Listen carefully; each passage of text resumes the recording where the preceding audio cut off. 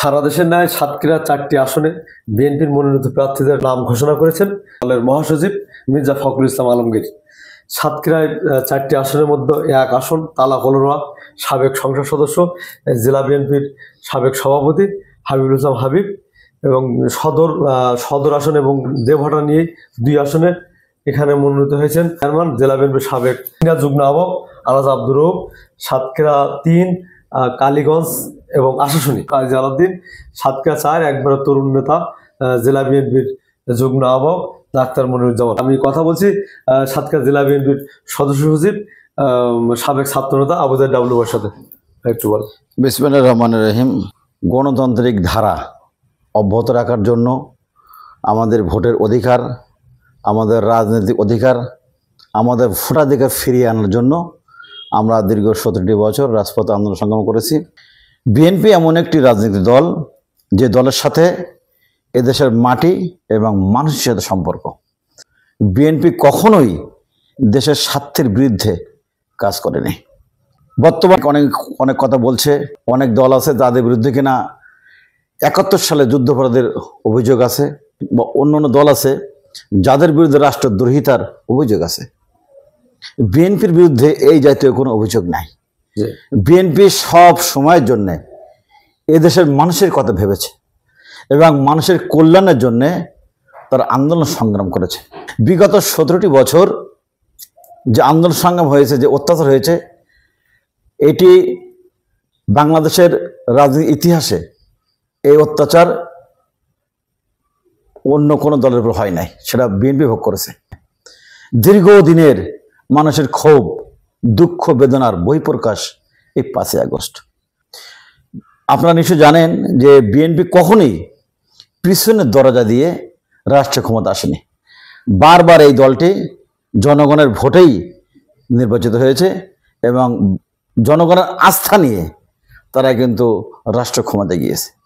আমরা এবারও চাই যে জনগণের আস্থা নিয়ে, জনগণের ভালোবাসা নিয়ে আগামী দিনে এই গণতান্ত্রিক ধারা অব্যাহত রাখার জন্যে তারা বিএনপিকে গ্রহণ করবে। আপনি বলছেন যে আমাদের 4টি আসনে যে সকল প্রার্থী রয়েছে, আমাদের এখানে যাদের মনোনয়ন দিয়েছে দল, প্রত্যেকের বর্ণাঢ্য রাজনৈতিক ইতিহাস রয়েছে। অতএব সাধারণ কর্মীরা এবং তাদের এলাকার যে ভোটার, তারা স্বাভাবিকভাবেই বিএনপিকে এবং এই প্রার্থীদেরকে গ্রহণ করে। আমাদের দলের বার্তা হলো, দল যাকে মনোনয়ন দিয়েছে, এখানে ব্যক্তি বিশেষের আমরা দেখব না, আমরা দেখব দল কাকে গ্রহণ করেছে। এবং বিএনপির পক্ষ থেকে আমি বলবো যে এই দলের সিদ্ধান্তের বাইরে যাওয়ার কারো কোনো ক্ষমতা নাই।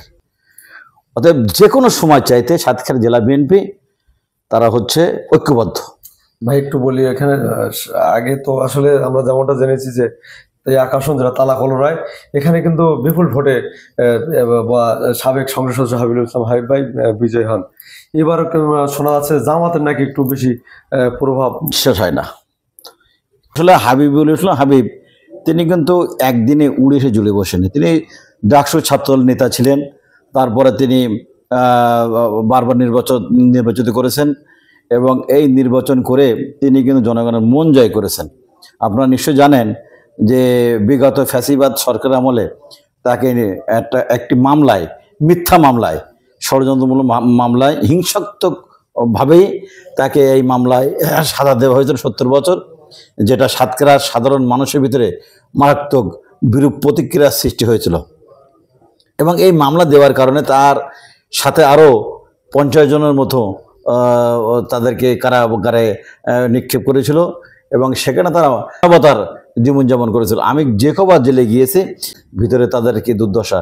যাই হোক, কারণে তার ইমেজ এবং তার ভোট ব্যাংক আরও শক্তিশালী হয়েছে বলে আমি বিশ্বাস করি। কারণ তালা কলোরার সাবেক এমপি হাবিবুল ইসলাম হাবিব তিনি 3বার সেখান থেকে নির্বাচিত হয়েছেন এবং তিনি জনগণের স্বার্থে এবং জন উন্নয়নমূলক কর্মকাণ্ডে তিনি নিজেকে উজাড় করে দিয়েছিল। এবং তিনি যখন রাষ্ট্রীয় ক্ষমতায় ছিল দল যখন বিএনপি রাষ্ট্রীয় ক্ষমতা ছিল, তিনি স্কুল, কলেজ, মসজিদ, মাদ্রাসা, রাস্তা, জনগণের কল্যাণের সাথে তিনি কাজ করে গিয়েছেন। অতএব এটি মনে রাখবে, মনে রেখে ইনশাল্লাহ আগামী দিনে হাবিবুল ইসলাম হাবিবকে বিপুল ভোটে জয়লাভ করবে ইনশাল্লাহ।